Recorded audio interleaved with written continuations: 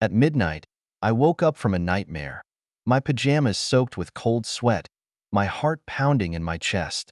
Cold sweat soaked my pajamas and my heart felt like it was going to beat out of my chest.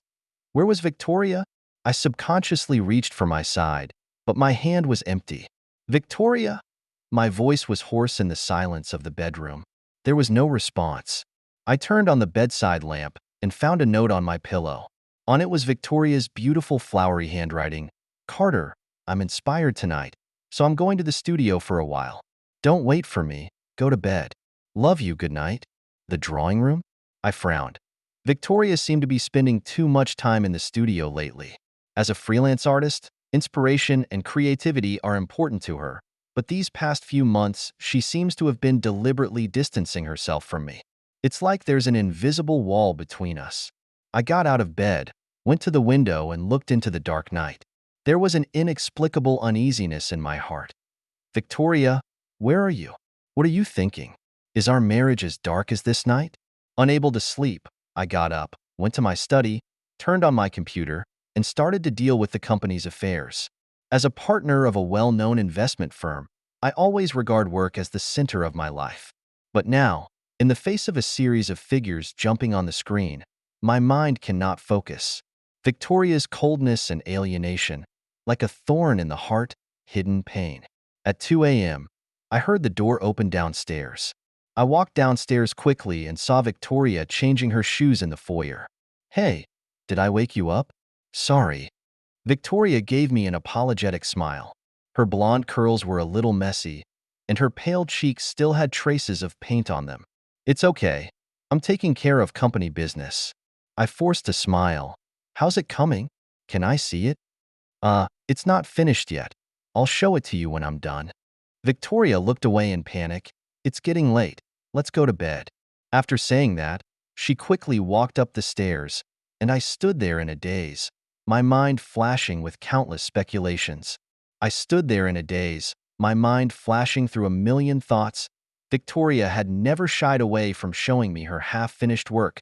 She had always been eager to share her artistic inspirations with me. But now she was hiding something. Deep inside, a horrible thought came to mind. Was my wife hiding something from me? Over the next few days, I began to observe Victoria's every move. Time out of the house, cell phone calls, even web browsing history, all became clues to the truth. I felt that I was heading towards the abyss step by step. My reason told me to trust my wife, but my inner fear forced me to keep on probing and suspecting. Finally, on a rainy afternoon, I found the courage to open Victoria's studio. Normally, I would never enter her creative space without permission, but now I had no choice. In the studio, an unfinished painting attracted my attention. In the painting, two naked bodies were tightly intertwined, their limbs twisted, ambiguous, and erotic. That is Victoria's usual way of expression, but I have seen all her sketches and creations of the human body, and those models are all female without exception. But in this painting, it's clearly a man and a woman. My eyes moved to the corner of the canvas, where I found a small line in pencil. To my beloved S. You ignited the fire of my soul. Who is S? In my mind, countless names flashed like lightning, but none of them could be matched with S. Unfamiliar names, ambiguous paintings, the pieces of the puzzle gradually came together to form a possibility I didn't want to believe. I sat down on the floor, clutching the painting in my hands. Tears blurred my vision, and my heart ached as if it had been torn apart. The woman I loved, my wife, betrayed our marriage, betrayed me. At that moment, I realized I had to do something. I couldn't let betrayal and deceit destroy my life and my dignity. I couldn't let betrayal and deception destroy my life, destroy my honor and Victoria. If you chose to fall, you're going to pay for it. I wiped away my tears, took a deep breath, and forced myself to calm down.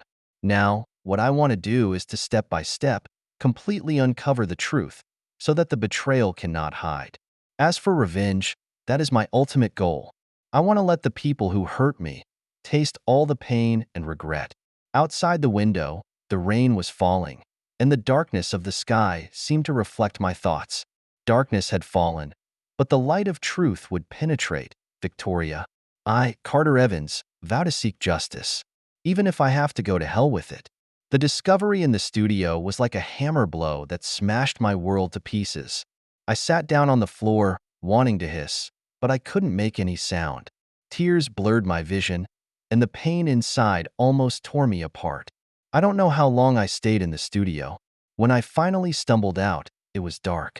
I shuffled back to my bedroom and collapsed on the bed. The images of Victoria and the mysterious man kept flashing in my mind, like a sharp blade, cutting my heart into pieces.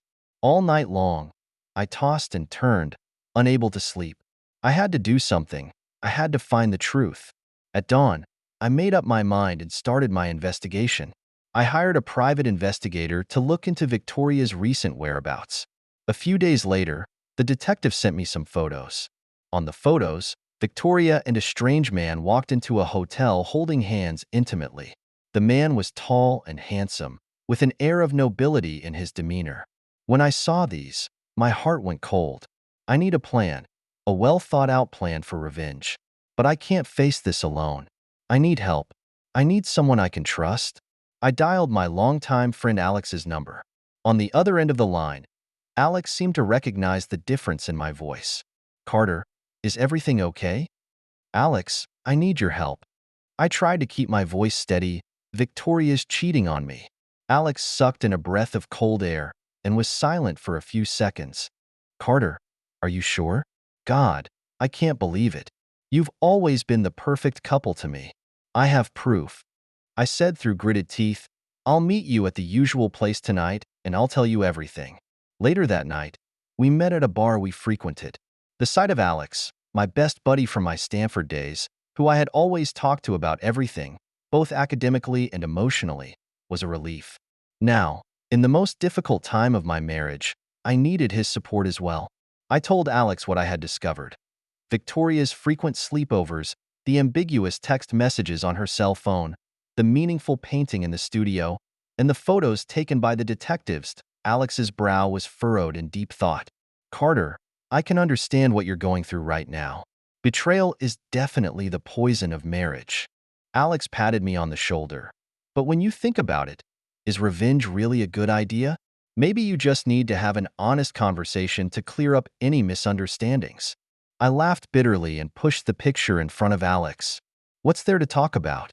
My wife is in a room with another man. That's a hard fact, Alex. I can't just let it go. Alex was silent for a long time and finally nodded heavily. Well, since you've made up your mind, as a friend, I'll support you. But revenge is not a child's play. You need a careful plan. Don't act impulsively. Be calm and wise. Alex's words definitely inspired me. Yes, I have to be calm and smart. Over the next few hours, we discussed many options for revenge. From background checks on Victoria and the third party, to ways and means of obtaining evidence, to legal assistance that might be needed, we considered every detail possible. Gradually, a well-thought-out plan for revenge took shape in my mind. I wanted Victoria to feel betrayed, and I wanted to tear down the mask of hypocrisy of that third party. I want to use irrefutable evidence to drive them to the brink of extinction so that they will suffer in guilt and remorse. From the next day, I started to follow Victoria and the man secretly. I wanted to know the time and place of each of their encounters to gather more information. For countless days and nights, I was like a shadow, wandering in the corners they couldn't see. The pain I once felt has become numb, and instead, I am burning with the determination to take revenge. Finally, the work paid off. After a few weeks of tracking, I had enough evidence in my hands. Audio, video, even intimate photos of the two of them. Everything was under my control. I knew it was time. I sent a message to Alex. Target met. Go for it. Yes, the trumpet of vengeance has blown, and Victoria. This tragedy has only just begun. You betrayed our marriage, and now it's time to pay the price. The first step in my revenge plan was to hit Sebastian financially, and I used the resources of my investment firm to launch a series of covert strikes against his clinic. First, I anonymously spread negative news about him on the internet, questioning his professionalism and ethics. Next, I hired shills to visit his clinic, posing as patients who had suffered medical malpractice and threatening to sue him. Under pressure, Sebastian's clinic is in a crisis of confidence and financial difficulties. He lost patience and his partners began to distance themselves from him, and I felt a cruel pleasure in watching his reputation crumble. As I watched his reputation crumble, I felt a cruel pleasure in my heart. Sebastian, this is just the beginning. You betrayed me. You have to pay the price. In the meantime, I began to investigate Victoria's behavior outside the home. Surprisingly, she didn't seem to be doing anything differently. She was still going to social gatherings and laughing as usual, but I knew it was just a facade. I'm going to make her mask fall apart. I secretly arranged for someone to follow and film Victoria's rendezvous with Sebastian and obtained a large amount of photographic and audio evidence. But instead of publicizing this evidence, I chose a more secretive and calculating approach. I began to selectively disclose information to Victoria's close girlfriends, such as the fact that Victoria had been acting very secretive lately, as if she had something to hide. I pretended to be concerned, but I couldn't stop myself from saying something, which piqued their curiosity. As expected, the gossip soon spread amongst Victoria's sisters. They began to look at Victoria with strange eyes, whispering behind her back. Victoria, too, seemed to notice the subtle changes. She became anxious and uneasy, and was no longer as confident in social situations as she once was. I saw with satisfaction that Victoria's image of perfection was crumbling a little, but it wasn't enough. I wanted her to feel the loss of her dignity. The twist came on the eve of a charity dinner. I deliberately revealed to Victoria that I seemed to know something very important. Facing my meaningful look, Victoria was obviously flustered. She asked me what it was, and there was even a hint of fear in her tone. I didn't answer. I just told her that it was a big deal and we needed to talk about it in person. I asked her to meet me in a private corner at the charity dinner, and Victoria reluctantly agreed, but I could see that she was in turmoil. The charity dinner was held as scheduled. I arrived at the banquet hall early and waited for Victoria's arrival. To my surprise, Sebastian was among the guests. It seems that the two of them were planning to have a secret rendezvous at such an occasion. I held back my anger and pretended to greet the other guests as if nothing had happened. Finally, Victoria appeared. She looked like a frightened bird, searching the crowd for something. When she saw Sebastian, her face turned pale. At that moment, I went up to Victoria and questioned her about her relationship with Sebastian in front of everyone. In the face of hard evidence of infidelity, they instantly changed their faces. As the guests watched in disbelief, Victoria cried out in pain and Sebastian became furious. Their secret affair was exposed to the spotlight. People are talking and pointing, and the ballroom is in a state of chaos. I watched all this with cold eyes, my heart at peace. At this moment, my hard-earned vengeance had finally blossomed into the brightest flower. However, after the thrill of victory, I felt a great emptiness and confusion. I had hurt Victoria and Sebastian, but had I really won? After the dinner, I went to the terrace of the hotel alone and lit a cigar. As I watched the smoke rise, I was deep in thought. Perhaps it was time to talk to Alex. He can always give me guidance. After the farce of the charity dinner, I felt completely drained. The thrill of revenge was gone, and all that was left behind was an endless emptiness and confusion. I knew I had to talk to someone, and Alex was the perfect choice. I called Alex and asked him to meet me at the usual place. At the bar, I downed 3 whiskeys and told him what I'd been through, and Alex listened quietly, his face shifting from shocked to sympathetic to thoughtful. "Carter, I can understand how you feel. Betrayal is an unacceptable thing. But have you ever wondered if revenge is really the answer?" Alex's voice was soft, but his words were strong. I laughed bitterly. At least I can let that pair of dogs have a taste of betrayal. They ruined my life, so why should I have to live with it? Alex shook his head and said in a serious tone, "But Carter, look at the result. Victoria and Sebastian are discredited, and you're in the middle of a rumor mill. Is there really a winner in this revenge?" Alex's words hit me like a hammer. Yeah, what did I really want? What I had vowed to do with my vengeance seemed meaningless now. Seeing my confusion, Alex tapped me on the shoulder. "Dude, I think you need to chill out. Why don't you go to the country, get out of the heat, and figure out what you want to do with your life. I nodded. Maybe getting away from the wrong place would help me re-examine it all. And so it was that I arrived at my vacation home in the country. In the peace and quiet of my isolation, I began to think about everything that had happened, Victoria's betrayal, Sebastian's involvement, and the revenge I had planned. In the news, Sebastian's medical scandals were all over the news. His career was ruined, and his patients abandoned him in droves. After a police investigation, he had to close his clinic, and his reputation was ruined. I thought I would feel a sense of relief at his tragic end, but in fact, my heart was surprisingly calm, even a touch of sadness. Victoria, on the other hand, chose to disappear after the scandal broke. Some say she changed her face and went to South America.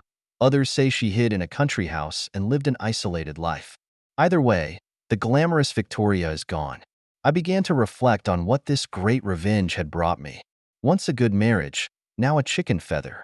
The woman I love has become a street rat, and I myself have become the talk of the town. People looked at me with strange eyes and whispered about my story. Gradually, I began to think back to the time when I fell in love with Victoria. The first time we met, the glimpse, we walked hand in hand through the streets and alleys, and the silly things we did for each other. At that time, we believed in love and each other so much. However, when the betrayal really happened, we both lost ourselves. Victoria chose to escape, and I chose revenge. I began to try to understand Victoria, an artist who longed to be appreciated and recognized. Sebastian's presence in my marriage, where I was becoming more and more neglectful, certainly gave her solace. It didn't excuse her betrayal, but at least I began to learn to think differently. Marriage is never about one party. It needs to be managed and cared for by both parties. Instead, when the other party makes a mistake, they will immediately return the favor with a grudge. 3 months later, I left my vacation home and started a new life. I quit my job at an investment company and started a marriage counseling agency. I began to try to help couples in marital crisis, to help them get out of the darkness and rebuild their relationship. I realized that only through forgiveness and introspection can people truly get over their pain. In the course of counseling, I gradually let go of my resentment towards Victoria and began to reflect on my own problems in the marriage. In fact, the seeds of the rift between us were planted long before Sebastian appeared on the scene. It was our mutual negligence that brought the relationship to an end. Today, I am no longer the avenger I was back then. I'm starting to think about the true meaning of marriage and love, and I'm learning to look at life with a more tolerant eye. I know it's going to be a long journey, but I'm ready for it. Maybe, someday, I'll meet Victoria again, and after all we've been through, we might be able to face the past and give each other a belated hug. Because I realize that life is too short to be dominated by hatred and regret. Love requires forgiveness, marriage requires management, and life requires realization. That's what this revenge experience has taught me. As time goes by, it has been 2 years since I started my marriage counseling agency. In these 2 years, I have witnessed countless marriages on the verge of breaking and helped many couples regain trust and love. Whenever I see them joining hands again with happy smiles on their faces, I feel immensely gratified. But deep down, I realize that my wounds have not fully healed, and Victoria's betrayal is still an insurmountable obstacle for me. Even though I have learned to forgive, I still feel sore every time I think about it. One day, an unexpected person came to the counseling room. She was haggard, but I recognized her at once. The woman I once loved and then hated, Victoria. "Hi, Carter." Victoria forced a smile. "It's been a long time." I took a deep breath and tried to calm the waves inside me. "Victoria, what are you doing here?" "I heard about your counseling room and thought I'd stop by." In Victoria's eyes, there was an endless amount of guilt and sorrow. "Carter, I know I've made an irreversible mistake. I don't ask for your forgiveness. I just want to tell you that all these years, I've been regretting it all the time." I closed my eyes and let the past come like a tidal wave. Those once sweet, those later pain, all vivid. After a long time, I slowly spoke. "Victoria, we all made a mistake. We were blinded by hatred and forgot the true meaning of love." Victoria's eyes were moist. "I'm sorry, Carter. I'm so sorry. I know I've hurt you and ruined our marriage. If I could turn back time, I would have cherished you in our relationship." I went up to Victoria and hugged her gently, a hug that held so much resentment, so much sadness, and so much relief. "Victoria, I forgive you. We should both let go of the past and start a new life." Tears stained each other's shoulders. At this moment, all the grudges that we used to have no longer seemed to matter. We are all victims of this marital tragedy, but also each other's hope for redemption. From that day on, Victoria started coming to the counseling room more often. At first, she just quietly listened to me counseling other couples. Gradually, she began to share her thoughts and offer advice to couples who were confused. I was surprised to find that Victoria, after so many trials and tribulations, had such a thorough understanding of marriage and love. Her insights have inspired many couples. The process of helping others has also enabled Victoria to rediscover the meaning of life. Perhaps this is our destiny. We used to hurt each other, but in the end, we found redemption in each other. The road of love is never smooth. It needs tolerance, understanding, and forgiveness. Marriage, moreover, requires two people to grow together through thick and thin. With Victoria's encouragement, I found the courage to start writing a book about our marriage. I have recorded without reservation the ups and downs of our relationship, from love to marriage, from betrayal to revenge, and finally to awakening and reconciliation. I hope that our story will inspire more people to realize that although marriage is difficult, as long as you persevere, you will eventually see the rainbow. After the book was published, it was widely acclaimed. Many readers wrote to me, telling how they saw themselves in our stories and how they had regained hope in the midst of despair. Their feedback has strengthened my resolve to help others. Today, Victoria and I have become close friends. Although we are no longer husband and wife, the memories of the past have turned into eternal warmth in our hearts. We often take walks together, talk about our work in the counseling office and our vision for the future. Every time, I think, life is so marvelous. We stumble and fall, learn to grow from our mistakes, and gain wisdom from our sufferings. And those wounds that we thought could never be healed will one day become our most valuable assets. Life is never perfect, but as long as we harbor hope, dissolve hatred with love, and heal rifts with forgiveness, we will surely find our own happiness. That's what I'm trying to convey to everyone. The years go by like a flash, and time passes. In the blink of an eye, it is already the 5th year since Victoria and I met again. During these 5 years, we have been working hard in the counseling room, helping countless couples in difficult marriages to regain their happiness. Our book has also attracted great response, and more people have begun to re-examine the meaning of marriage and love. As time goes by, I have gained a deeper understanding of marriage and life. I understand that marriage is never an easy trip. It requires two people to constantly understand, tolerance, and adjustment. Love is something that needs to be taken care of and proved with actions. At one time, I thought betrayal was the mortal enemy of marriage, a gap that could not be crossed. But now, I realize that the real nemesis is our inner fear and doubt. Only by learning to trust and forgive, by learning to open our hearts and face our problems head-on, can we make the flower of love blossom undefeated. When I think back to that year's revenge, I only have endless feelings in my heart. At that time, I thought that only revenge could make up for the trauma in my heart, and only by punishing the other party could I find fairness. But in fact, I hurt others as well as myself. The thrill of revenge was gone in a flash, leaving behind only an even greater emptiness. It was Victoria's presence that made me realize the power of forgiveness. When we let go of our grudges and try to understand each other, we can see that everyone is trying their best, and it's not easy for them. Forgiveness is not only for the other person, but also for ourselves. Because only by letting go of past hurts can we embrace the hope of tomorrow.